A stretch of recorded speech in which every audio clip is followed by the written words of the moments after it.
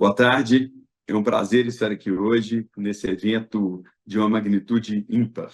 Nós temos aí mais de 1.000 pessoas inscritas, né, de vários lugares do mundo. Isso é um feito enorme. Parabéns ao Breastmit, parabéns ao Henrique Lima, que está capitaneando isso, parabéns à Sociedade Brasileira de Mastologia, Sociedade Brasileira de Mastologia Regional Minas Gerais, por esse apoio, e a todos os patrocinadores que favoreceram aí esse evento.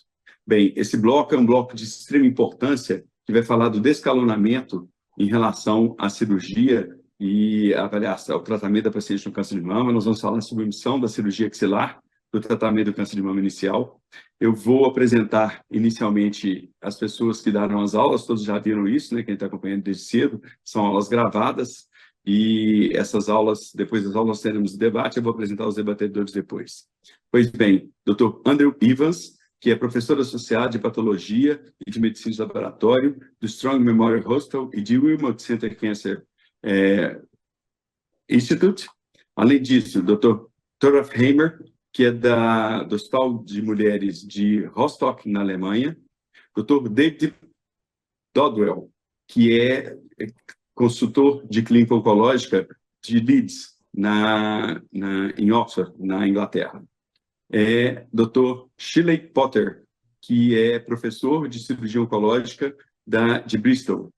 E eu queria que fosse começando agora, por favor, com a primeira aula. A gente vai ter o debate depois e vamos abrir para perguntas. Por favor, tenho certeza que a gente vai ter uma excelente tarde, final de tarde aqui agora. Okay, my name is Andy Evans. I'm a consultant radiologist at Royal Derby Hospital, but I'm going to share with you today our experience of vacuum-assisted percutaneous sentinel lymph node removal in breast cancer patients. Sentinel lymph node biopsy is the current standard of care for staging the ultrasound negative axilla, and although SNB has less morbidity than lymph node dissection, it still does have some associated morbidity, such as lymphedema and paresthesia. Preoperative detection of axillary lymph node metastasis by ultrasound and core biopsy diagnoses about 50% of positive axillae. So if normal appearing sentinel lymph nodes could be accurately targeted and removed percutaneously, the management of some breast cancer patients could be streamlined. Little evidence exists over the use of dual scanning with a handheld gamma probe and ultrasound to detect the sentinel lymph node following an injection of technetium. There was one small study where the sentinel lymph node was identified and localized in about 75% of cases. A study of a vacuum of the sentinel lymph node using microbubble contrast agents to identify the sentinel lymph node, but using a 13-gauge device, so a small device, only had a sensitivity of 59%, but their aim was to sample and not remove the lymph node. So the aim of this study is to determine whether the sentinel lymph node can be accurately and safely removed by ultrasound and gamma probe guided percutaneous vacuum-assisted biopsy. Suitable candidates were identified at the MDT, and you can see the list of patient eligibility listed there. And we were funded by the Dundee Cancer Centre to recruit 20 patients. So the patients had a periareolar injection of the technetium administered the afternoon before surgery. They also had blue dye. And on the morning of surgery, they came to radiology, and I used the gamma probe and ultrasound to identify the lymph node by detecting a hotspot with a gamma probe, then scanning with the ultrasound probe. We used local anesthetic with adrenaline, and then I inserted a 7-gauge vacuum-assisted biopsy device under the lymph node and tried to remove the lymph node.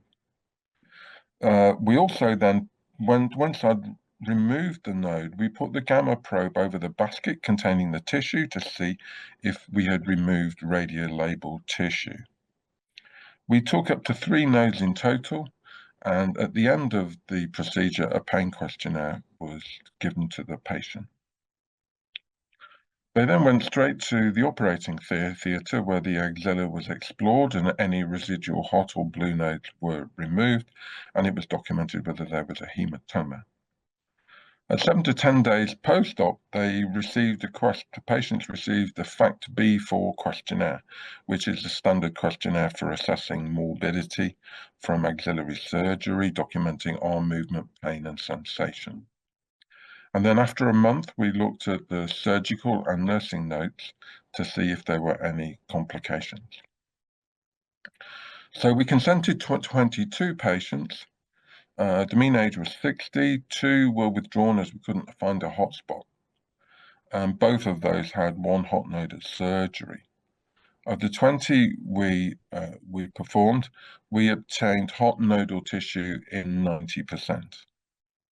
In 14 patients, we removed 1 node. In 5, we removed 2 nodes, and in 1, 3 nodes.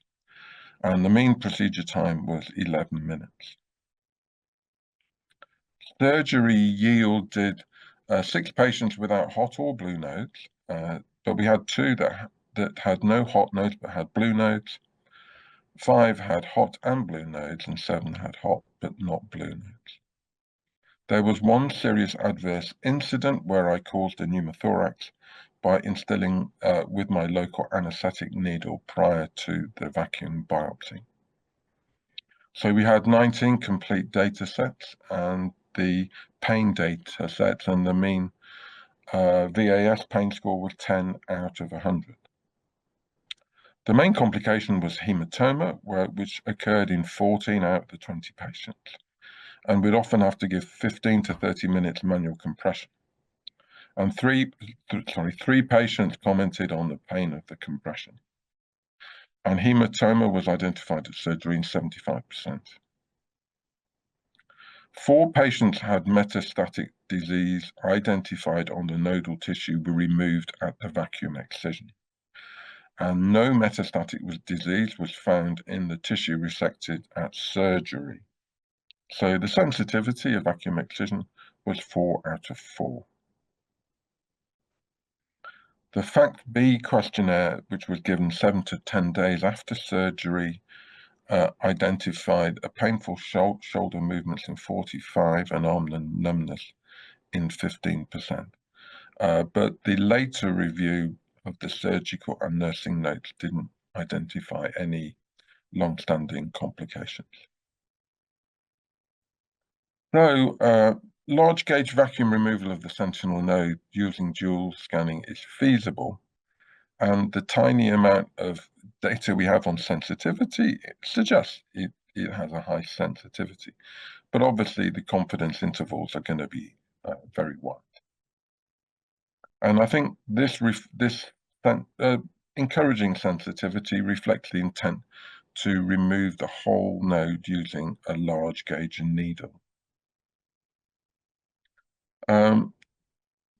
Often we could remove the entire lymph node in as few as 4 cores. And given that we took the whole node, it may be that the sensitivity of differentiating micro from macro metastatic disease will be similar to conventional sentinel lymph node biopsy. The benefit of using the gamma probe is that you get immediate confirmation of hot nodal tissue, and this is particularly useful when you've got 2 lymph nodes together. And the gamma probe shows it hot, but it doesn't show you which of the 2 nodes is positive. And there were a number of occasions where I removed 1 node that wasn't hot, and then I could immediately remove the other close by node that was hot. This procedure could particularly be useful in patients who undergo sentinel lymph node biopsy as a separate procedure prior to breast reconstruction. The major obstacle is hematoma formation, where there was prolonged compression, quite often in the radiology department, and often surgical assessment of the axilla was tricky because of the hematoma. And this is apparent also in the previous 2 studies of VAB of the axilla, even though they were using smaller gauge needles.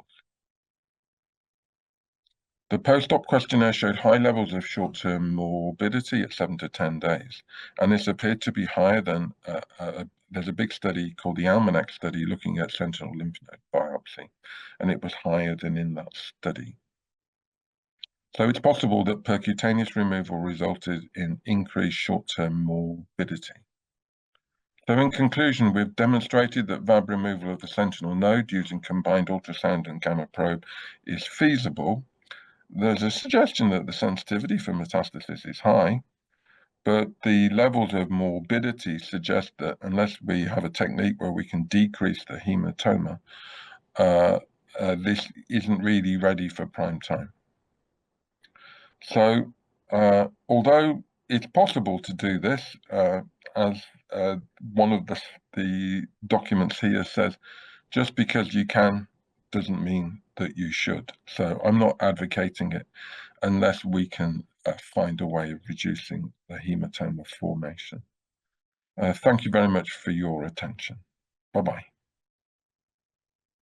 Yeah, hello from my side, and thank you for inviting me to give a talk about omission of sentinel lymph node biopsy in the upfront setting and discussing the available sound data and the not fully available enzema data regarding practice changing for potential for our patients when we are doing breast conserving surgery. My name is Toraf Reimer from the University of Rostock in Germany, and I'm the principal investigator of the enzema trial.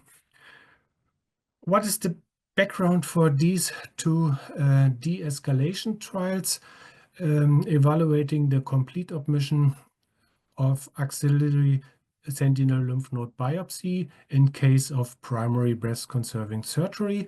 We have data from the pre-sentinel era comparing axillary lymph node dissection versus no axillary surgery. Here you can see summarize regarding these data. I think the NSABP B04 is well known, with a high number of patients with 25 years of follow-up.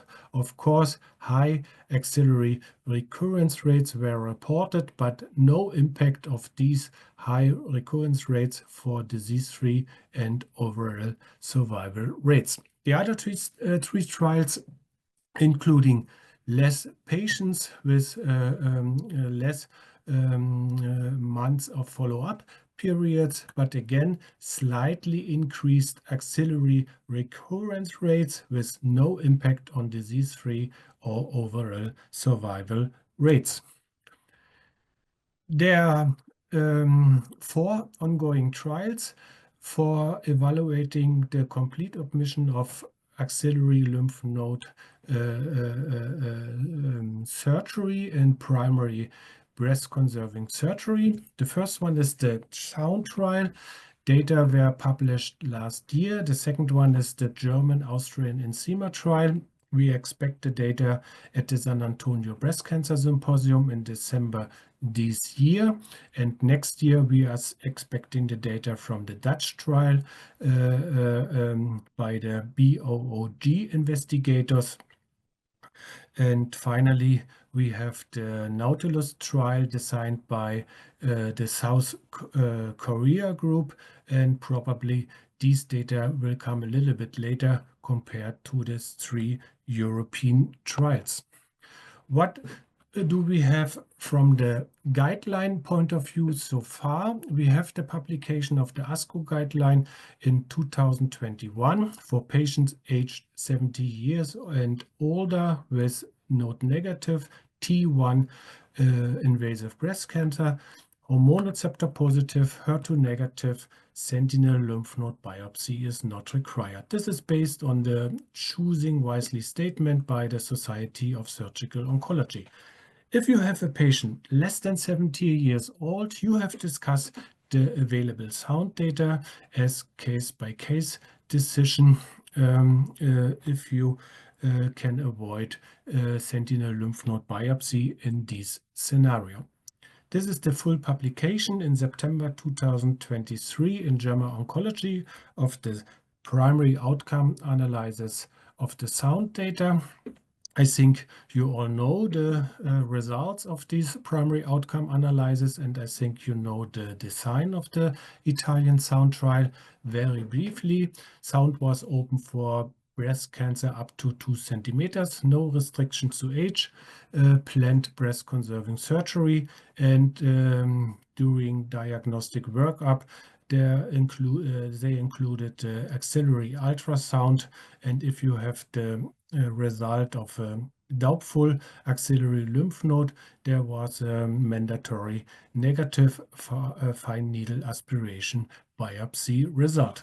After recruitment, we have a 1-to-1 randomization for no axillary surgery versus standard sentinel lymph node biopsy. And in case of macrometastasis in the sentinel lymph node biopsy, all sound patients underwent complete axillary lymph node dissection. The target number was a little bit above 1,500 patients. The end of enrollment was stated with a final number of 1,464 patients. The primary outcome was 5-year distant disease-free survival.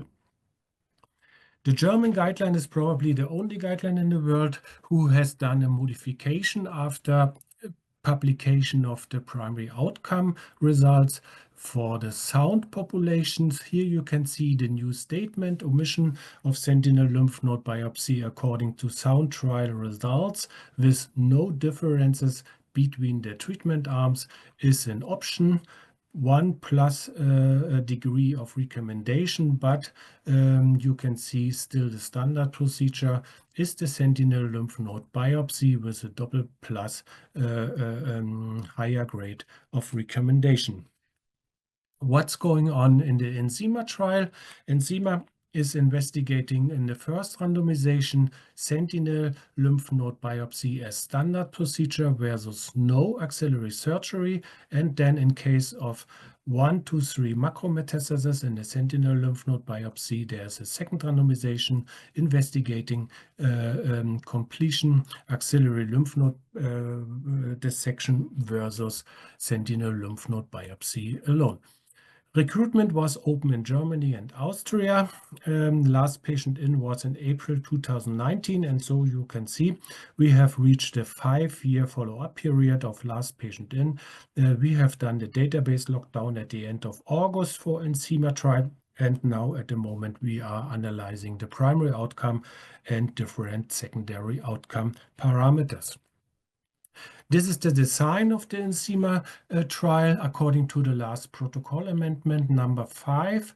You can see here for the first randomization, no sentinel versus sentinel. There is a 1-to-4 allocation because we wanted to have more patients in the standard arm, because we wanted to have more candidates for the second randomization in case of 1 to 3 macrometastasis in the sentinel lymph node biopsy. Then the second randomization 1-to-1 investigating sentinel alone versus completion axillary lymph node dissection.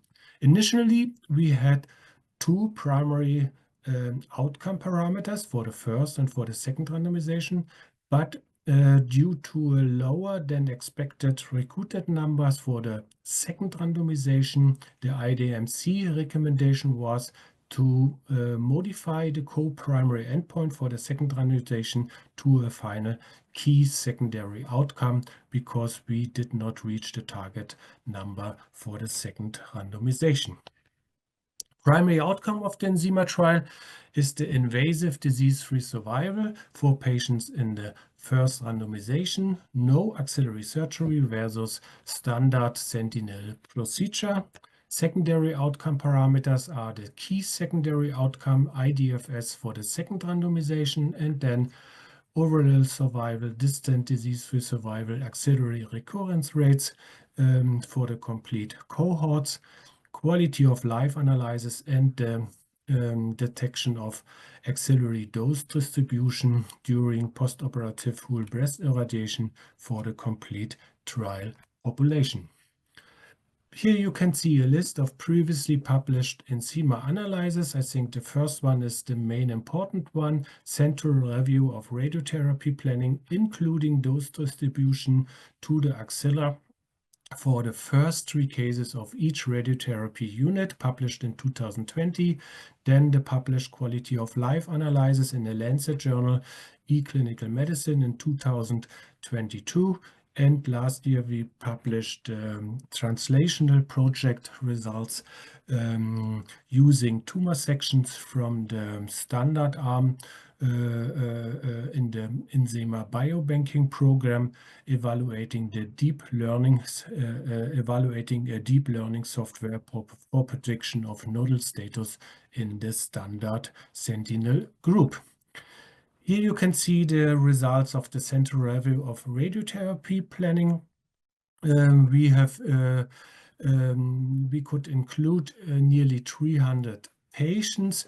I want to point out that it was not allowed, according to the Enzema protocol, to include axillary level 1, 2, or 3 into the planned target volume of postoperative whole breast irradiation, but of course we expected a significant number of unintentional dose distribution, especially in the level 1 of the axilla. And here you can see the results. 50% of the Enzema patients probably has a significant dosage of more than 80% of prescribed breast dose in the level 1.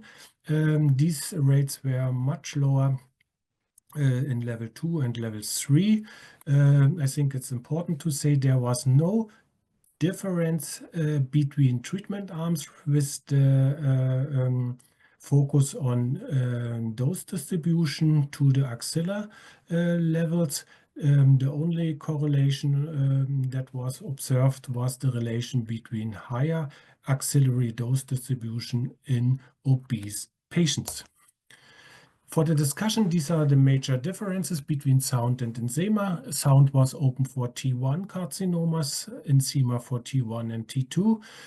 Finally, we included 20% of T2 carcinomas stated by the final pathological report. In both trials, triple negative and HER2 positive patients were underrepresented due to the fact that these patients are candidates for the neoadjuvant setting, at least in European countries. The median follow-up is comparable between the two trials. There's a difference reporting the first event rates because SOUND used distant disease-free survival as primary outcome parameter, and Enzema is using the invasive disease-free survival as primary outcome parameter. Unfortunately, no available data for radiotherapy for the SOUND population, and hopefully we can present next year the complete radiotherapy data for the Enzema population. If you want to get more information or to get in contact with the study shares or with the GBG, please contact us directly using these emails. And finally, I want to invite you to watch the presentation of the primary outcome data for the Enzema trial at the San Antonio Breast Cancer Symposium in December 2024 during the general session number 2, Thursday morning. Thank you very much for your attention. Hi, I'm David Dodwell from the University of Oxford.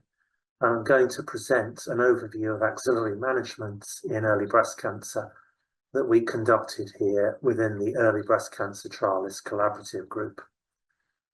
This is work that was presented at the San Antonio Breast Cancer meeting in December of 23. There are two categories of comparison here. And two eras in which these trials were conducted. So the categories of comparison are more versus less axillary treatment and axillary dissection versus axillary radiotherapy.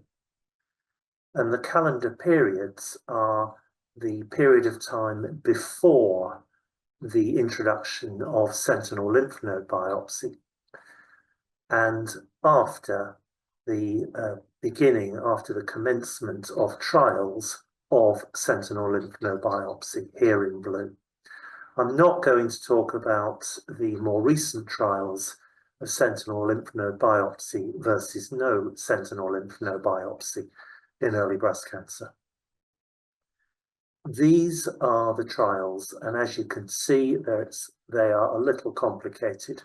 If we look at the pre-sentinel lymph node biopsy era, there are many trials which essentially can be broken down into more versus less treatment to the axilla, but also the comparison of radiotherapy versus surgery.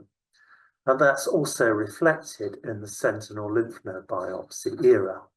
So the categories of trials are in black and blue here. The black ones are more versus less, and the blue ones are surgery versus radiotherapy.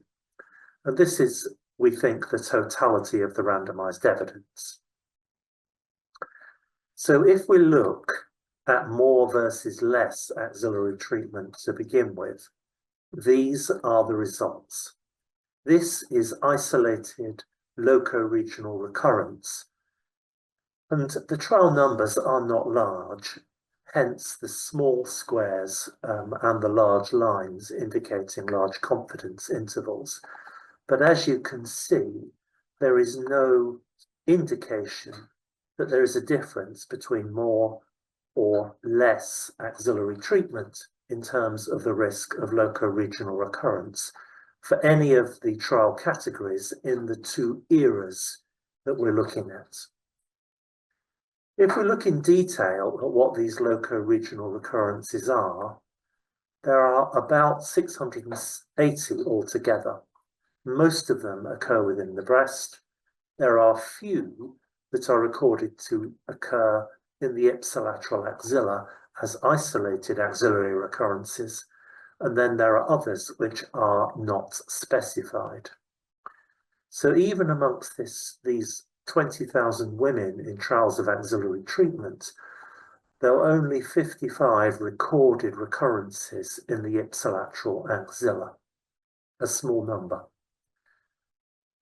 So if we look at the type of loco-regional recurrence here, as you can see, more versus less axillary treatment is associated with a lower risk of isolated axillary recurrence, but the numbers are really very small. So although there's a statistical impact, the clinical significance of this, I think, is could be easily overrated. But there is an effect there from a statistical point of view.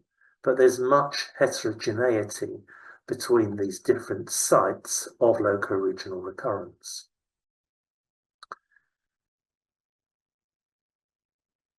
If we look at the impact of nodal status on loco-regional recurrence and distant recurrence, as you can see with these Kaplan-Meier plots on the left, there is no difference between the two treatment arms, between less or more axillary treatment for loco-regional or distant recurrence on the left, and also in node-positive disease on the right, although the risk of distant recurrence is unsurprisingly higher for patients with node-positive disease. If we also look at the outcomes of mortality, both from breast cancer and from all-cause mortality, again, there is no difference between the treatment arms for node-negative or node-positive disease for either of these outcomes. These lines are superimposable. If we then focus on the sentinel lymph node biopsy trials alone, and these are more contemporarily relevant, we can see a similar picture in that both loco-regional and distant recurrence are the same, whether there was less or more treatment to the axilla, both in the sentinel node negative and the sentinel node positive patients.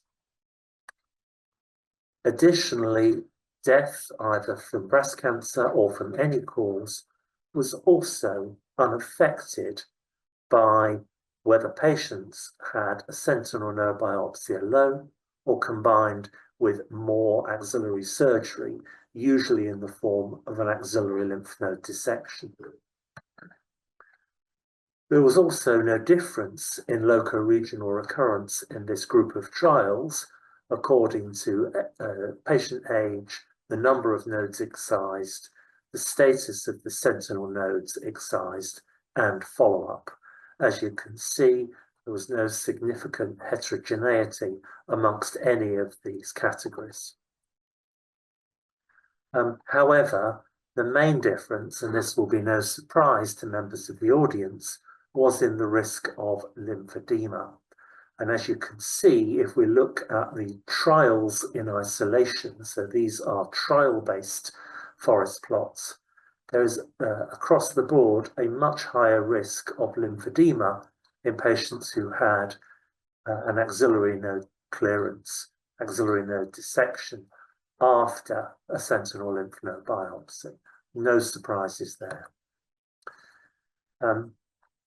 And similarly, in the second, in fact, I'll just skip that slide for the sake of time. Finally, if we look at the axillary dissection versus axillary radiotherapy question, both in the earlier pre-sentinel lymph node trials that took place in between the 50s and the 90s, and also in the sentinel lymph node biopsy trials in blue, we can see this list of trials. So Scotland is where the earlier trials took place. More recently, the better known trials, the Amoros trial of the EORTC and the Otoashar trial that took place in Hungary, are where this comparison was conducted in the more recent sentinel lymph node biopsy era. Again, there is no difference in locoregional recurrence according to the use of surgery or radiotherapy. And additionally, there's no difference in distant recurrence, breast cancer mortality, or all-cause mortality, as this forest plot suggests. So these treatments are equally effective. However, where there was a difference was in the risk of lymphedema. And as you can see, the risk of lymphedema was much higher in patients who underwent surgery to treat their axilla rather than radiotherapy. So in conclusion, for these trials of more or less axillary treatments, the risk of locoregional recurrence was low across the board, at less than 5% by year 10, with no significant difference according to the trial arm. There was also no evidence of any effect on breast cancer mortality. However, there was a marked increase in lymphedema from more treatment compared to less treatment, largely more surgical treatment compared to less surgical treatment. If we conclude, the conclusions for trials of axillary dissection versus axillary radiotherapy, again, there was no difference in locoregional recurrence. There was no evidence of an effect on breast cancer mortality according to the use of these treatments, but there was a higher risk of lymphedema from surgical treatment rather than from radiotherapy. So that's the end of the presentation, but I need to thank a number of people, mostly the more than 20,000 women from 30 trials who allowed themselves to be entered into randomized trials in the areas of concern. And of course, all of the EBCTCG collaborating trialists, and very importantly, our funders, Cancer Research UK, the University of Oxford and NHS England. And I thank you for your time. Thank you very much for this opportunity to talk about the Tadpole trial, which is looking at primary targeted axillary dissection in patients with N1 disease. So management of the axilla has traditionally been a very controversial area. We've traditionally performed an axillary node clearance in women with node-positive disease because we perceive that it will reduce the risk of local regional recurrence, improve breast cancer survival, and more recently for prognostication and to inform adjuvant treatment decision-making. But there is no evidence that we need to perform an axillary node clearance in this setting. Indeed, although there's no evidence of any of the benefits, we do know that 30% of women who have an axillary node clearance will experience life-changing, lifelong complications such as lymphedema, which significantly impact their quality of life. So, what's the evidence? We've known for a long time that doing more axillary surgery has no oncological benefit. And this goes right back to Bernie Fisher's BO4 study that was in the 1970s. This looked at patients who were clinically node negative and clinically node positive, and in the node negative group compared radical mastectomy with simple mastectomy and mastectomy and radiotherapy. We know that in the radical mastectomy group, 40% of patients had involved lymph nodes histologically. So you'd expect the same in the simple mastectomy group. But this shows that there is no survival benefit in women who are clinically node negative.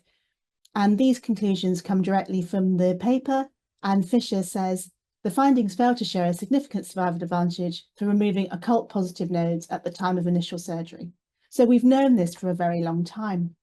And more recently, these data from the Early Breast Cancer Trialist Collaborative Group, which is summarising the more recent studies. If you look at the management of patients with a positive sentinel node biopsy with either less or more surgery, there is no difference in either local regional recurrence or distant recurrence between the surgery performed. So more surgery is not better, and doing more surgery does not improve breast cancer outcomes for these women. So what about informing adjuvant decision-making? Well, there are other trials looking at de-escalating axillary surgery, and this is Walter Weber's Taxis trial, which is looking at axillary dissection versus more limited axillary surgery in node-positive patients. His group performed a pre-specified analysis looking at the impact of axillary dissection versus more limited axillary surgery on adjuvant systemic therapy decision-making within the trial. And what this showed was that although patients having more limited axillary surgery were understaged, there was no difference in the adjuvant treatment recommended. He concluded that understaging did not inform systemic therapy recommendations, and we should not be performing axillary node dissection in order for this reason. These data, however, preceded the Monarchy study, which defined high-risk disease as PN1 disease with additional risk factors, or more worryingly for surgeons, PN2 or PN3 disease, so 4 or more positive nodes. And this basically highlights what happens when you design studies without involvement of proper multidisciplinary involvement. The Monarchy study led to people discussing going back and doing a completion axillary clearance to inform decision-making for CDK4/6 inhibitors. And this fabulous study by Yana de Boniface, based on the CENOMAC data, determined how many patients you needed to perform an axillary clearance on in order to identify patients and then to look at the actual benefit. So the group determined that you would need to perform 8 completion axillary clearances to identify 1 candidate for abemaciclib. And as in the Monarchy trial, you had to treat 13 patients for 2 years with abemaciclib to avoid 1 invasive disease-free event. She calculated that to prevent 1 invasive disease-free event, you'd need to perform 104 completion axillary node clearances, which is quite extraordinary. And to avoid 1 invasive disease-free survival event, 9 patients would develop severe impairment of their arm function, 13 patients would develop clinical signs of lymphedema, and 17 patients would need lymphedema treatment. So you'd be having a profound impact on the quality of life and well-being of all these women for minimal benefit. And I'm pleased now that the NATALEE data are available, which shows that there may be benefit for CDK4/6 inhibitors without having to do such extreme surgery or even have these discussions. So I think we've categorically proven that there is no oncological benefit of axillary clearance, and we don't need to do it to inform adjuvant decision-making. So why are we continuing to do axillary node clearance in patients with low volume disease? So those who are clinically node negative, but have nodes detected on ultrasound. Well, there's actually a significant geographical variation in the management of these patients. And this is because of the Z11 trial, which you'll all be familiar with. So long-term follow-up from the Z11 trial, which looked at patients with a positive sentinel node and randomized the group to either completion axillary clearance or no further axillary management. And it showed that there was no difference in disease-free survival and no difference in overall survival at 10 years between the groups.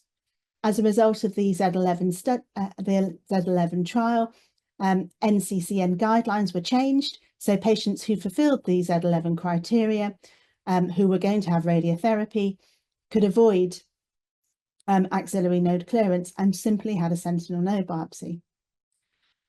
This was the case in North America and several other countries, but in Europe in particular, the Z11 trial was heavily criticised. It was slow to accrue and had less than 50% of its accrual target. It was underpowered as the event rate was low. There was no radiotherapy quality assurance, so we don't know exactly what treatment to the axilla these patients had. There was poor adherence to treatment and a high loss to follow-up, and only patients having breast-conserving surgery were included in the trial. This led to a number of confirmatory Z11 trials, mostly in Europe, including one in the UK, many of which are still ongoing.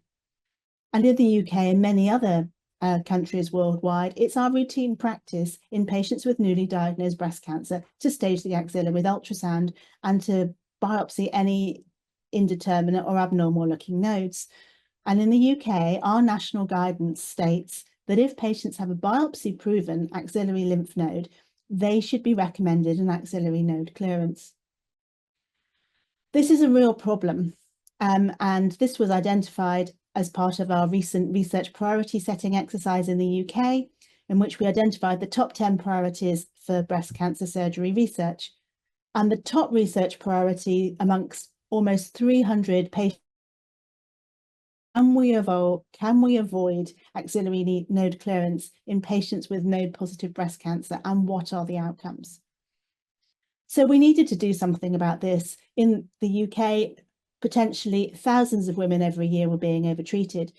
So when thinking about designing our study, we wanted to survey current practice to find out whether people were indeed following NICE guidelines. And this is a table from our paper that shows that currently in patients with low volume nodal disease, almost 80% were continuing to perform an axillary node clearance. Fewer were doing targeted axillary dissection or sentinel node biopsy. And there were only a minority of centres performing targeted axillary surgery in the primary surgical setting. So this led us to design the TADPOL trial. So TADPOL is targeted axillary dissection versus axillary node clearance in patients with positive axillary nodes in early breast cancer. The aim is to determine whether in patients with breast cancer and low volume axillary nodal disease, defined as clinically node negative with 1 to 2 nodes detected on ultrasound, who are having primary surgery, so this is different from the neoadjuvant setting, compared with current standard of care, which in the UK is axillary node clearance, primary targeted axillary dissection leads to significantly less lymphedema at 12 months, measured by patient self-report and objective arm measurement, without leading to unacceptable rates of local regional recurrence at 5 years, and that this approach is cost-effective. This is the schema for the TADPOL trial. We're aiming to recruit 861 participants from 40 centres across the UK, and hopefully we will also open in some European centres and also in Australia and New Zealand, funding pending. Patients within the TADPOL trial are randomised 2 to 1 to targeted axillary dissection, so they actually have a benefit. They're likely to receive less treatment within the trial. We measure lymphedema at 12 months and then follow everyone up for 5 years to look at local regional recurrence rates. Inclusion criteria are patients over 18 with unilateral T1 or T2 breast cancer and biopsy-proven low-volume nodal disease having primary surgery. We're excluding T3 cancers, patients with 3 or more nodes or clinically palpable nodes at diagnosis, lobular cancers because of issues with detecting nodal positivity, recurrent breast cancer, patients who've had previous axillary surgery, and those having neoadjuvant therapy. And this really is a multidisciplinary collaborative effort. We have clinical and medical oncologists, surgeons, and most important of all, our patient advocates who helped us determine what the primary outcome should be and have been instrumental in all aspects of design of the trial. And we're trying really hard to get it right with Tadpole. When you start looking into the axillary surgery literature, you realise quite how disorganised things are and how inconsistent things are, such that it's very difficult to actually be confident what local regional treatments some of these patients had. So within Tadpole, we are embedding surgical quality assurance so that we specifically define what constitutes a primary targeted axillary dissection. We think that it's probably going to be removal of the targeted node in combination with a sentinel node biopsy, but we are doing an international consensus process with the surgical community to determine the mandatory and prohibited steps and what should be monitored in the trial so everyone can be confident with the surgery that will be performed. We are also embedding radiotherapy quality assurance and radiology quality assurance. So all aspects of the trial will be carefully controlled. And if you'd like to get involved, we are trying to get an international consensus about how to do a targeted axillary dissection in patients having primary surgery. So this is the QR code and the link to the survey, which will be open until the 15th of November, and people are very encouraged to get involved. So the future for axillary treatment is less is definitely more. We need to avoid patients having unnecessary surgery that leads to complications that profoundly impacts their quality of life. We need to think about not too much treatment, not too much little treatment, but doing treatment that's just right and a more personalised Goldilocks approach to breast cancer. Thank you very much for listening. I'm happy to take any questions.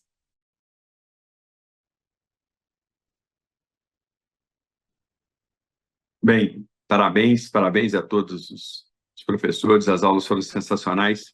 Eu quero chamar para o debate e eu tenho certeza que a gente vai aprender muito. Eu quero só, por favor, pedir que os nossos debatedores mantenham o tempo de uma forma adequada.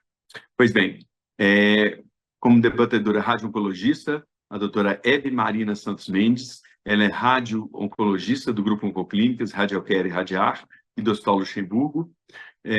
Professor Anel Arellano, chefe do Departamento de Enfermidades Crônicas, desenvolvedor do programa nacional prioritário de câncer de mama, esta, no México, professora titular de alta especialidade da imagem de mama e procedimentos de intervenção pela UNAM. Como debatedora oncologista, doutora Daniella Silva da Cunha Pimenta, oncologista da CETOS do Hospital Center, coordenadora de educação continuada da CETOS Oncologia e pós-graduação em neurologia pelo Hospital Sírio-Libanês, e oncologista debatedor mastologista, o Dr. Guilherme Novita, que é diretor da Escola Brasileira de Mastologia, gestão 2023-2025. Eu quero abrir chamando o professor, por favor, a professora Hebe Marina, para começar o seu debate. Boa tarde. Primeiro, eu gostaria de agradecer o convite da comissão organizadora, na figura do Henrique Lima, parabenizar os palestrantes pelas excelentes aulas, né? O evento está muito bacana. Primeiro, eu sempre começo, né, uma reunião de mastologia falando que não adianta nada o mastologista desescalonar tratamento, sendo que a gente acaba, em alguns momentos, escalonando com radioterapia, né? Então, por isso tem que estar muito bem alinhado entre as duas equipes. A gente sabe que o linfonodo sentinela ainda tem um fator prognóstico importante. Ele define tratamento adjuvante, né, tanto no cenário de tratamento sistêmico quanto de volumes de radioterapia de radiação de drenagens. Quando a gente avalia esses dois principais estudos, né, que foram citados, o INSEMA e o SAUD, a gente percebe que existe sim um grupo de pacientes com doenças iniciais que a gente consegue omitir a abordagem da axila, sem prejudicar desfechos oncológicos, sem aumentar, mantendo uma taxa de recidiva axilar muito baixa, né? Mas quando a gente tem um olhar voltado para a radioterapia nesses dois estudos, a gente tem alguns questionamentos. Quando a gente avalia o SAUD, no SAUD foi permitido todo tipo de radioterapia, 10% inclusive faziam radioterapia parcial de mama, 80% mais ou menos fizeram radioterapia convencional. Não foi feita uma análise do tratamento adjuvante, então com ele a gente não consegue, tanto que é uma limitação do estudo, a gente não consegue trazer recomendações de radioterapia. Com relação ao ensino, que ainda vai ser apresentado esse ano, né, no San Antônio, ele sim fez uma revisão da radioterapia. Então, em um determinado momento do estudo, né, depois do Z11, ele começou a fazer revisão da radioterapia, o que é muito bacana. E aí foi visto nele que a maioria das pacientes, mais de 50%, acabavam irradiando tanto a mama quanto o nível 1 da axila. 25% dos pacientes fizeram recebendo mais ou menos 75% de dose também no nível 2 da axila. Então, muitos pacientes trataram além da mama, o que era permitido só mama, eles trataram um pouco mais que isso, né? Pelo menos níveis 1 e talvez nível 2 da axila, né? O nosso famoso tangente alto na radioterapia, né? Então, o que eu gostaria de saber dos colegas mastologistas, eu acho que o Toraf não está aí, mas assim, a opinião dos demais colegas de radioterapia é se eles acham que a falta de padronização da radioterapia e essa radioterapia um pouco mais com campos mais altos, né, pegando níveis mais baixos da axila, isso pode impactar nos resultados oncológicos desses estudos. E a outra pergunta é se ainda tem papel para esvaziamento axilar em algum cenário dos pacientes, né, com câncer de mama.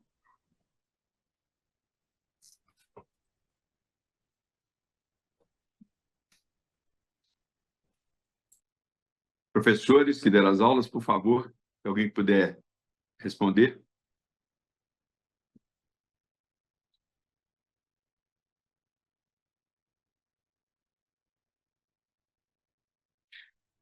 Hebe, você quer direcionar a sua pergunta para algum deles?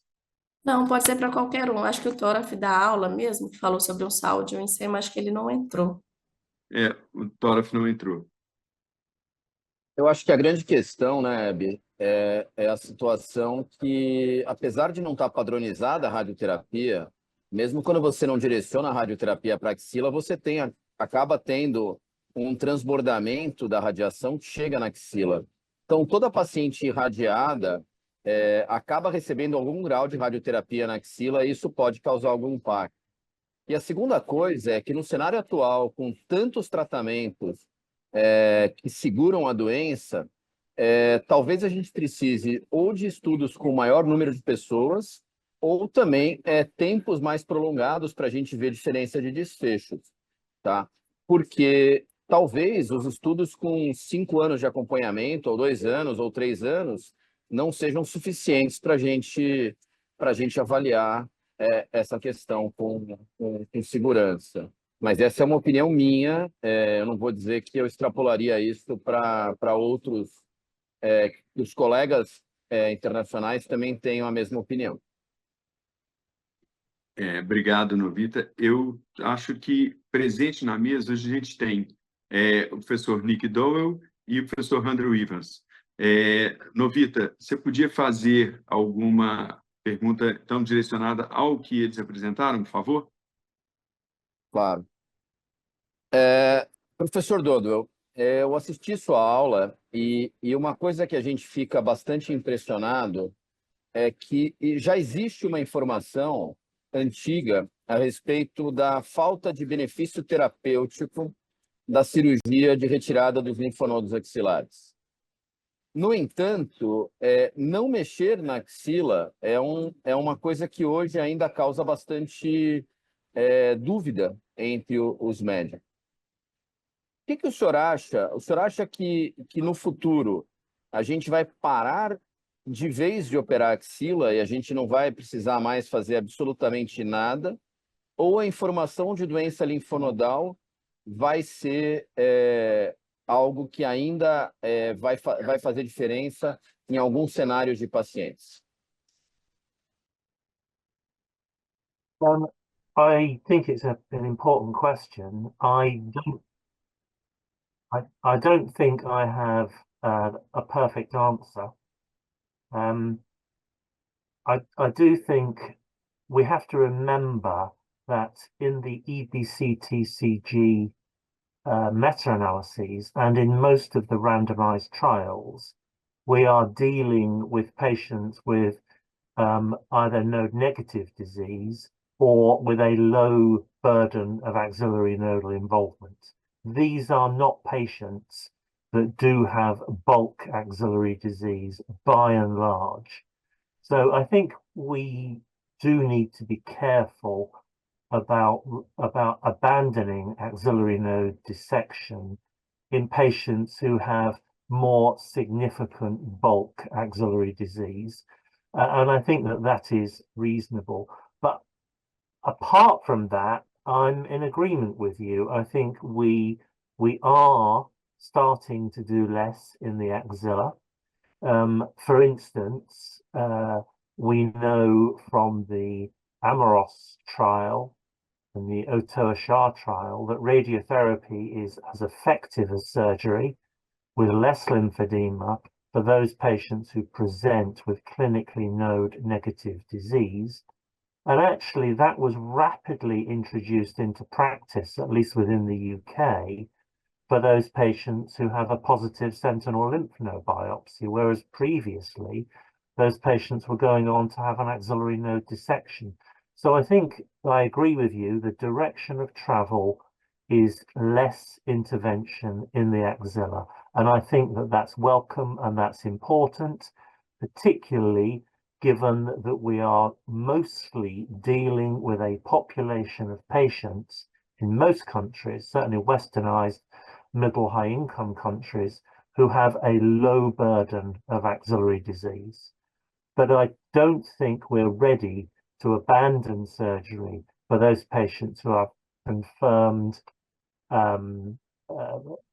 bulk disease. And I agree with the message in the chat here. If we're going to go forward with this, and the way we are going forward with it as an international community is in the context of randomized trials. And if not randomized trials, then very good prospective observational studies. And that's the way forward. Yeah. David, it's interesting that the surgical community has changed, but there's a radiological change that I think needs to happen to go along with this, which is, why are we actually looking for low volume metastatic disease in people with small screen detected cancer?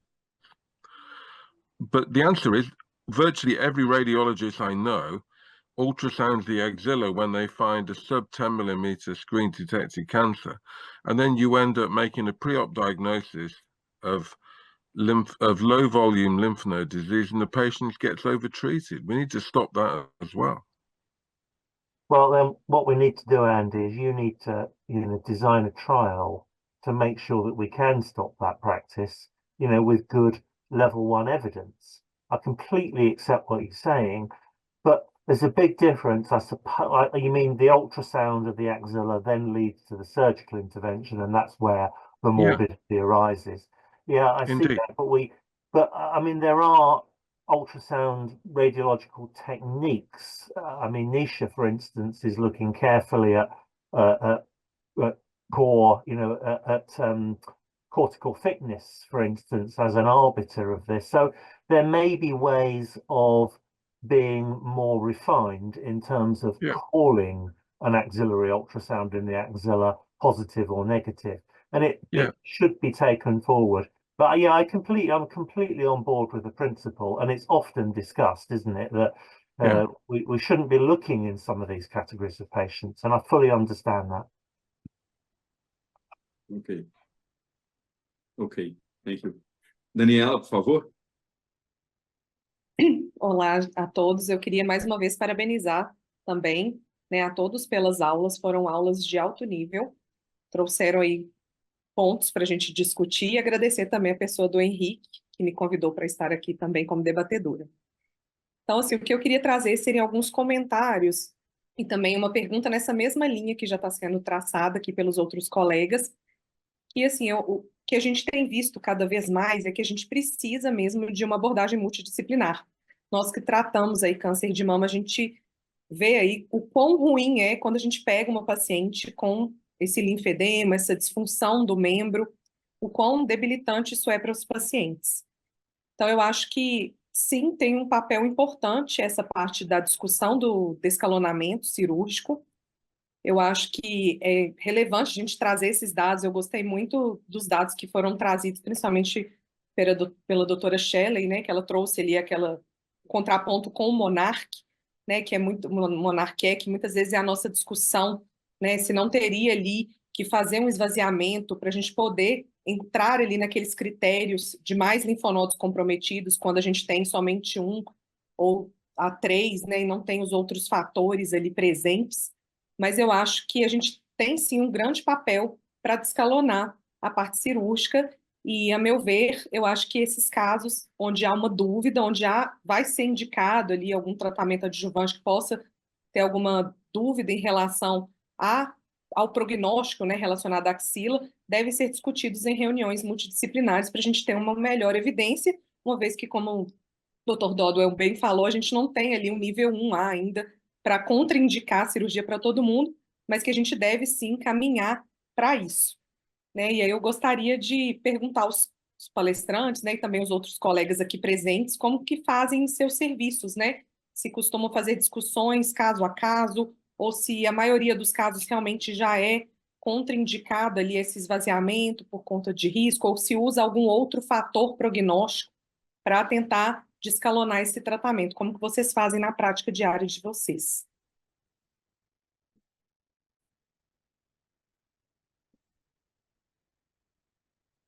Professor Andrew, Professor Dowell, Professor Rivas. I mean, we in Oxford, where I work, we have a multidisciplinary team meeting for everybody. We are doing fewer and fewer, even in the 4 to 5 years that I've been here in Oxford, and I was in Leeds before, we are doing fewer and fewer axillary node dissections. There is a concern that our junior surgeons will not know how to do an axillary node dissection soon because they don't see enough. And I have heard that said, and that's, I suppose, a reflection of the de-escalation in the axilla that's going on. We're using a lot more radiotherapy for the positive axilla on a sentinel node biopsy, the radiologically and clinically negative but sentinel node positive patient. The big problem, and in the UK, and where there is variability in practice, is in those patients who have a core biopsy up front prior to any surgery that says they have axillary node positive disease. And still it's in that group where there is probably a lot of axillary dissection still going on, many of which are unnecessary. Yeah. It is a national guideline. Sorry, Andy, it's a national guideline that we're doing that. And obviously that's what Shelley's trial is. I mean, what proportion of patients don't end up having neoadjuvant chemo with the good question. I don't know the answer. Anecdotally, because I think it's quite small. I think it's variable. I think it's variable, Andy, between different. I mean, I look at the national audit data.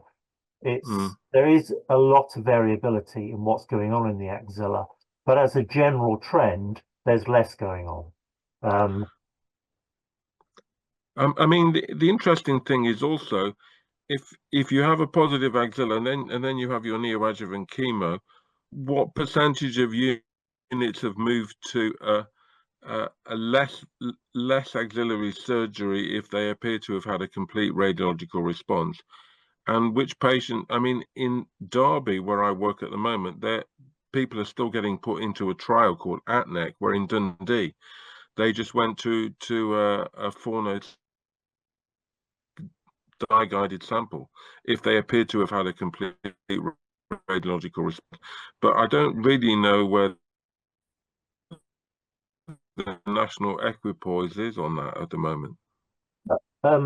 Neither do I, but you and I have to remember we work in big centres which are research orientated. And I see from the national audit figures in the UK, sorry, this is becoming a UK dominated discussion, isn't it?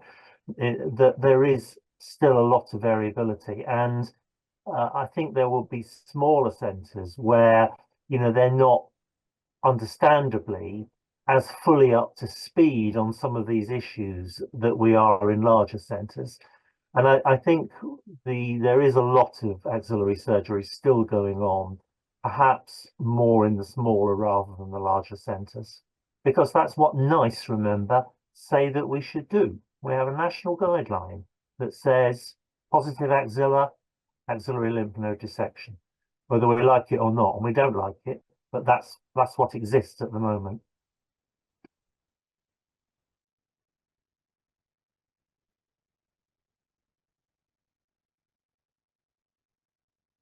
Professores, eu posso fazer uma pergunta? Na era pré-linfonodo sentinela, eu já sou um pouco mais antigo que vocês, e a gente ouvia muito falar da retirada aleatória de 4 linfonodos, o nome em inglês 4-node sampling.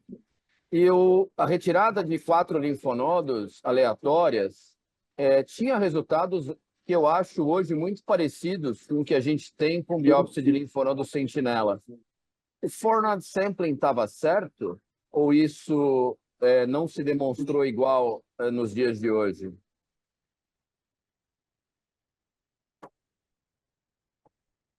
I think you're absolutely right. There has never been a good trial showing that sentinel lymph node biopsy was ever more accurate than a 4-node sample, but surgeons love sentinel lymph node and they hate 4-node sample. I have no idea why. E a outra questão é que hoje, se a gente for ver o AJCC, a gente pode retirar até a partir de 6 linfonodos, eu posso considerar uma axila com um esvaziamento axilar. Então, a gente está muito próximo disso na prática. E a minha dúvida é, será que isso acrescenta tanto linfedema? Porque quando a gente fazia a cirurgia axilar, na minha época de residência, se você tirasse menos do que 30 linfonodos, 25 linfonodos, era chamado uma cirurgia incompleta. E hoje a gente tira 6 tranquilamente.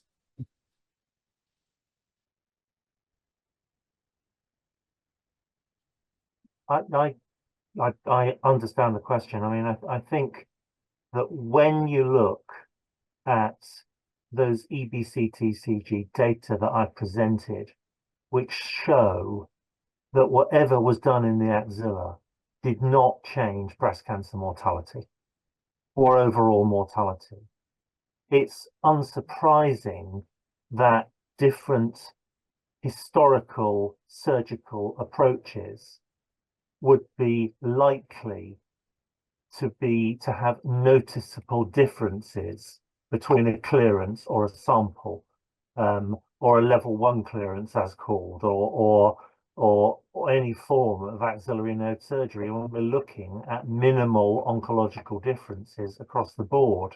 So there was a lot of different surgical practice, but it probably didn't matter very much, at least in the terms of oncological outcomes. It probably mattered a lot more for those patients who ended up with morbidity as a consequence of the extent of surgery that they had historically. I don't know if that makes any sense. Sim, muito sentido, muito sentido. Hebe, Daniella, eu acho que o Waldeir, ele caiu. Se vocês tiverem alguma pergunta... Voltei aqui.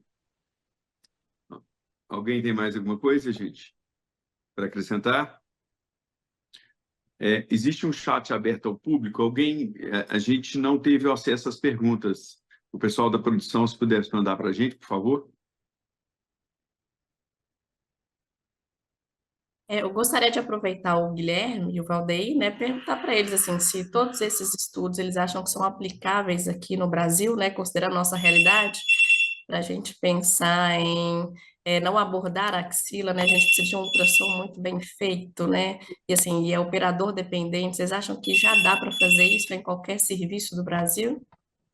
Qualquer serviço do Brasil, é complicado falar isso, né, Hebe? Eu acho que realmente bastante complicado.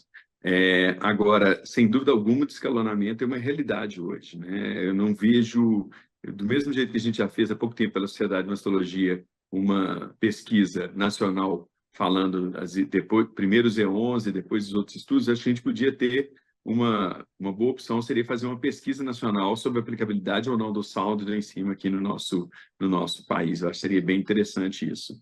E essas aulas aí mostraram para a gente a grande oportunidade que a gente tem de escalonamento, que a gente vê isso tudo aí, né, no dia a dia nosso. Inclusive padronizando a radioterapia, né?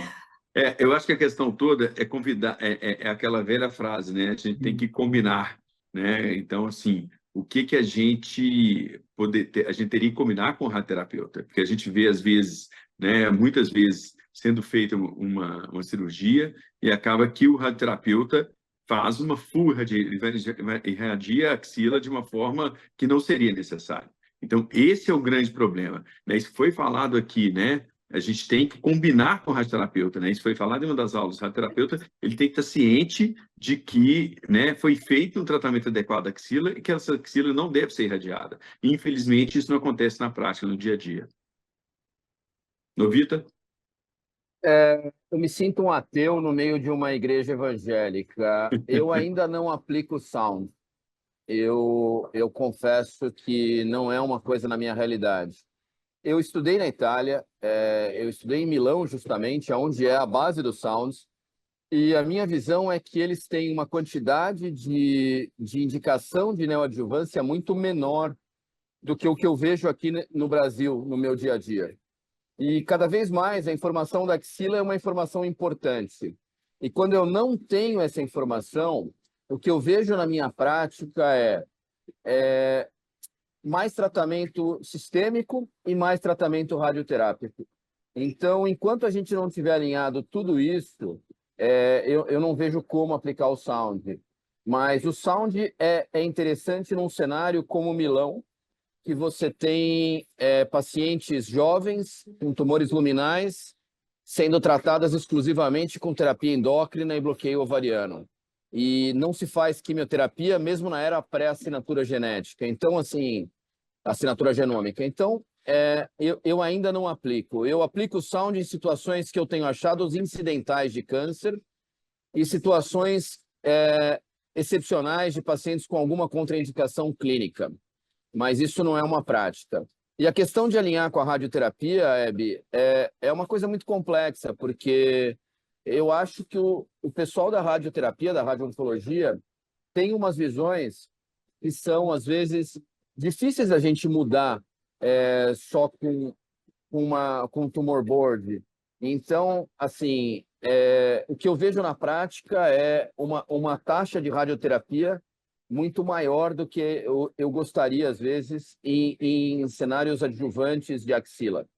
E isso daí é uma coisa que geralmente me deixa um pouco desconfortável, mas eu não tenho como interferir nisso. Eu sempre comento que os mastologistas acabam desescalonando muito mais que os radio-oncologistas, né?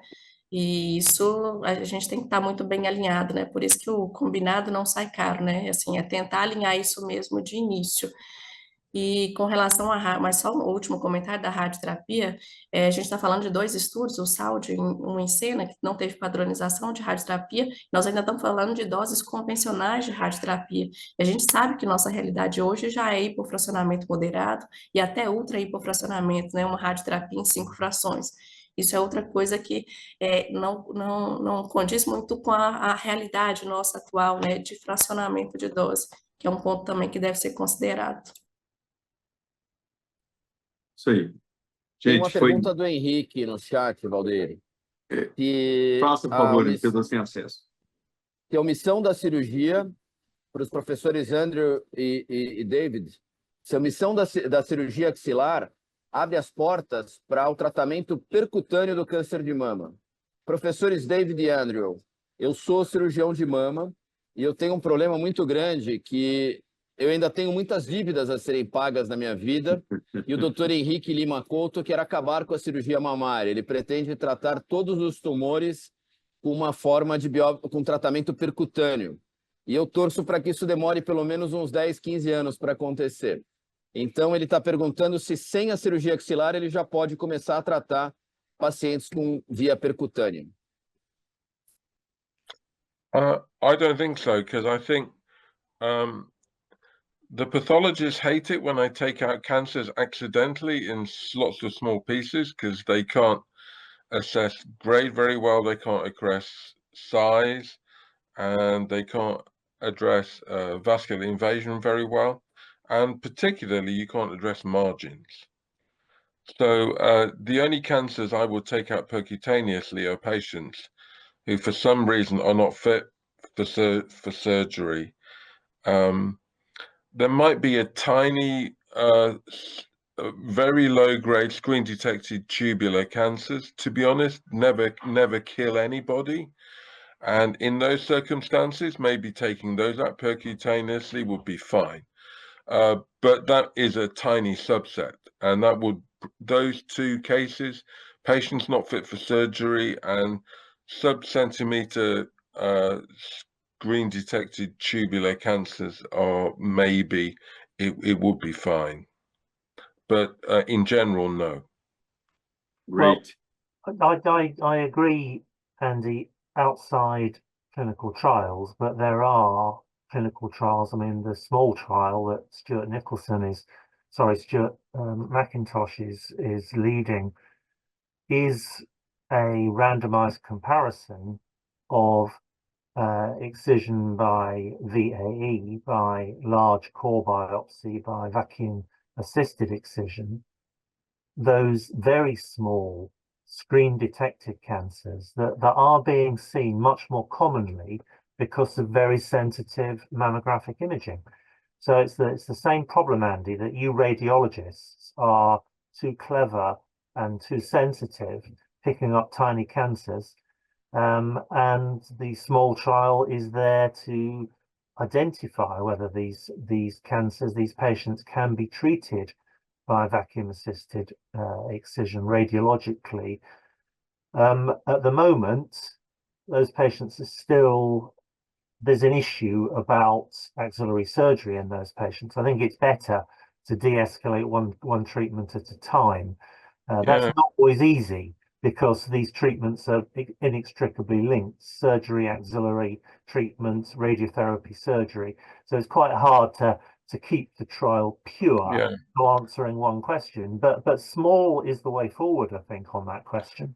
Well, it might be, but the trouble with small is they're still getting radiotherapy. So, to be honest, turning up every day for 3 weeks is probably more of a hassle than having a surgery. 1 week in the UK. Okay. Yeah, I accept that, but you know, you have to proceed cautiously with the escalation, don't you? I mean, you and I, as we are, you know, elderly clinicians, will remember 20, 30 years ago, lots and lots of patients with uncontrolled locally recurrent disease. Now, we just don't see that anymore, thankfully, and we certainly don't want that to come back. So I think we do need to proceed cautiously with loco-regional de-escalation. Ok. Muito obrigado. Eu quero agradecer a participação de todos. Nós tivemos aqui nesse evento 1.123 inscritos. Sensacional, sensacional. Isso é impressionante, a gente vê essa audiência toda, né, num evento tão importante que, com certeza, trouxe muitos benefícios para o conhecimento de todos aqui. Quero agradecer aos professores, essas aulas sensacionais, aos debatedores. Muito obrigado. Boa noite a todos. E amanhã a gente continua. Muito obrigado.